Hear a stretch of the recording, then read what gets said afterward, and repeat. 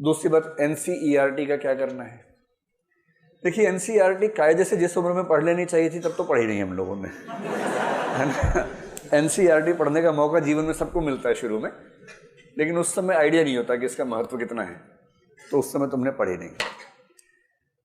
अब जो है, मैं आपसे ये कहूंगा कि अगर आप चाहें तो पढ़ें। कोई एनसीईआरटी पढ़ने से केवल फायदा ही होगा, नुकसान नहीं होगा।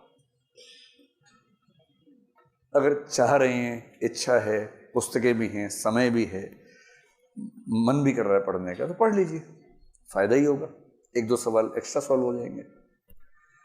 लेकिन अगर आप पूछें कि एनसीईआरटी पढ़ने की जरूरत है या नहीं, तो मैं कहूंगा जरूरत नहीं है। ये बात मैं कहते हुए बहुत संभल के कह रहा हूं, क्योंकि इस बात पे बहुत लोग तुरंत आरोप लगा देंगे कि ये चाहता है कि बच्चे कुछ पढ़े ही नहीं। मैं ऐसा कह रहा हूं तो उसकी वजह बता रहा हूं आपको, इसके पीछे मेरे पास क्या ठोस आधार है वो बताना चाह रहा हूं। आप एनसीईआरटी तैयार करें, ठीक है, लेकिन उसके लिए एनसीईआरटी पढ़ने की जरूरत नहीं है। उसके और तरीके, वैकल्पिक तरीके बहुत सारे हैं। एक तरीका तो ये है कि जो आपके नोट्स हैं, क्लास नोट्स, हम इंश्योर करते हैं कि वो बनाने के समय एनसीईआरटी को बेस बनाया जाए। एनसीईआरटी बेसिकली किन चीजों की पढ़ते हैं? अब हिस्ट्री, ज्योग्राफी, साइंस, इन तीन की तो पढ़ते हैं। बाकी तो एनसीईआरटी मतलब नाम मात्र की हैं बाकी चीजों में। तो इन तीनों के नोट्स में हम इंश्योर करते हैं कि आप के नोट्स में एनसीईआरटी का कंटेंट शामिल हो जाए, तो अलग से पढ़ने का फायदा है नहीं। दूसरा, नोट्स के अलावा एक आपको सीरीज मिली होगी क्विक बुक्स की, कुछ मिल गई होंगी। कुल 6 बुक्स आने वाली हैं, 3 आ चुकी हैं। 3, एक तो 4 दिन में आने वाली है भूगोल की, इकोनॉमिक्स के अगले महीने, और साइंस की भी दिसंबर का अंत होते होते आ जानी चाहिए। वो आपको मिलेंगी सारी। क्विक बुक्स जो टीम लिख रही है उसमें करीब 8-10 लोग हैं एक क्विक बुक पे। उनके साथ जो ही मीटिंग्स होती हैं, हर एक मीटिंग में जो एक निश्चित बात राष्ट्रगान की तरह गाई जाती है उसमें, वो ये है कि एनसीईआरटी का एक भी पॉइंट नहीं छूटना चाहिए। और क्विक बुक्स में इस बात को इंश्योर किया गया है कि एनसीईआरटी बिल्कुल ना छूटे, एक वाक्य भी ना छूटे। फिर भी एक तीसरा उपाय बताता हूं आपको। दृष्टि की वेबसाइट में 7-8 टैब्स ऐसी हैं जो आपको देखनी चाहिए। मैं अंत में इस पर आऊंगा, अभी संकेत कर रहा हूं। अगर आप दृष्टि की वेबसाइट में हिंदी वाले हिस्से पर जाएंगे तो उसमें एक टैब आपको नजर आएगा जिसका नाम है एनसीईआरटी। कभी इस पर जाइए, इसको क्लिक कीजिए, बड़ा मजा आएगा आपको क्लिक करने पर। जैसे ही आप क्लिक करेंगे, किया क्या है, करीब 8-10 लोगों की टीम ने इस पर 3-4 महीने काम किया, और अब करीब 15 दिन का काम बचा हुआ सिर्फ इनका। उनका टारगेट है कि 30 नवंबर तक काम खत्म हो जाएगा।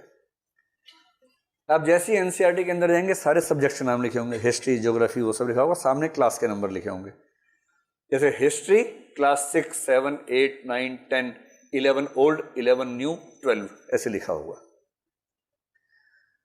अब आपको मतलब जो मैं कहना चाह रहा हूं, क्विक बुक या पहले क्लास नोट्स पढ़ लीजिए अच्छे तरीके से। क्लास आपने की भी है, खुद लिखा भी है, पढ़ा भी है, समझा भी है। जब भी आपको हिस्ट्री रिवाइज करनी है, मेरी सलाह ये है, 2 में से एक तरीका, क्लास नोट्स को रिवाइज कीजिए, और उसके बाद उस विषय पर यदि क्विक बुक आपके पास है तो तेजी से उसको पढ़िए टॉपिक वाइज। एक टॉपिक क्लास नोट से पढ़ा, फिर उस किताब को पढ़ा। उस किताब में शायद 8-10 पॉइंट्स आपको ऐसे मिले जो क्लास के डिस्कशन में मिस हो गए होंगे, उनको अंडरलाइन कर लीजिए केवल। अब टॉपिक तैयार है आपका, आपको केवल चेक करना है कि ऐसा तो नहीं कि एनसीईआरटी मिस हो गई हो आपसे। तो उसके बाद जब हिस्ट्री पूरा हो जाए आपका, तब एनसीईआरटी वाली टैब खोल लीजिए। क्लास 6 को जैसे क्लिक करेंगे, जितने चैप्टर्स हैं उस बुक में उन सबके नाम आ जाएंगे, और ब्रैकेट में क्वेश्चन नंबर लिखा होगा। इसमें 8 क्वेश्चन, इसमें 12 क्वेश्चन हैं। एक पे टिक कीजिए, क्लिक कीजिए, 6ठी क्लास की एनसीईआरटी के चैप्टर 1 के सारे क्वेश्चन आपके सामने हैं। आपने क्वेश्चन पढ़ा, नीचे 4 ऑप्शन दिए हुए हैं, आपने मन में सोचा सी होना चाहिए, फिर सामने लिखा हुआ है उत्तर व व्याख्या, उस पर जैसे क्लिक करेंगे उसका सही आंसर और वो आंसर क्यों है उसकी व्याख्या दे रखी है।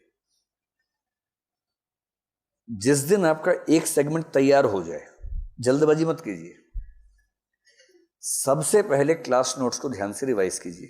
नंबर 1 वो संविधान है आपके लिए।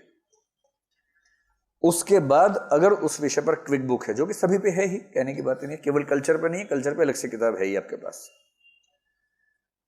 क्लास नोट्स के बाद क्विक बुक को पढ़िए इस तरह से कि अगर कोई अलग पॉइंट है तो वो पता लग जाए, और जब उसको पढ़ेंगे तो उससे रिवाइज हो ही जाएगी पूरी की पूरी चीज, कंटेंट रिवाइज हो गया, नए पॉइंट्स आपके सामने आ गए। क्विक बुक में केवल नए पॉइंट्स को अंडरलाइन कर लीजिए। मैं ये एज्यूम कर रहा हूं कि नोट्स पहले आप अंडरलाइन करके रखेंगे, नंबर 2 पे क्विक बुक पढ़ेंगे। जब नोट्स प्लस क्विक बुक कर लिया आपने, उसके बाद 2 काम करने हैं और दोनों वेबसाइट पे करने हैं। सबसे पहला एनसीईआरटी में उस सब्जेक्ट की जितनी भी क्लासेस है उन सबके सभी चैप्टर्स को एक बार पढ़िए, सारे प्रश्न सॉल्व कर लीजिए। उसके बाद एनसीईआरटी में कुछ नहीं बचता है, क्योंकि एनसीईआरटी पढ़ी, याद हुई नहीं हुई, ये भी तो देखना है ना। अगर वो क्वेश्चन आंसर फॉर्म में व्याख्याओं के साथ, तो वो पढ़ने का ज्यादा वैज्ञानिक तरीका हुआ। और उसके बाद अंत में मॉक टेस्ट सीरीज तो बात की बात है। इसी वेबसाइट पर आपको एक और टैब मिलेगी, जैसे एक टैब तो है एनसीईआरटी, एक टैब मिलेगी प्रारंभिक परीक्षा 2018, इस नाम की एक टैब है। इस टैब पे क्लिक कीजिए। उस टैब के अंदर आपको 3-4 चीजें मिलेंगी, जिसमें से एक है सामान्य अध्ययन टेस्ट। मतलब मैं दावे से कह रहा हूं कि अगर आप इतनी मेहनत कर लेते हैं तो 56 सवाल प्रीलिम्स में कुछ भी नहीं है, कुछ नहीं है। बस बिखराव मत कीजिएगा, ये किताब पढ़ लूं, वो किताब पढ़ लूं, अरे ये तो बहुत नामी किताब है, ये नहीं पढ़े तो क्या होगा। मैं आपसे साफ साफ कह रहा हूं, किसी भी सेगमेंट में एक भी किताब ऐसी पढ़ने की जरूरत नहीं है जो बहुत प्रसिद्ध किताब है। इतना सीधे कह रहा हूं, रिकॉर्ड भी हो रहा है, खुल के कह रहा हूं। इंटरनेट पर साइट्स कौन सी देखनी है, चाहे तो कुछ साइट्स आप देख सकते हैं।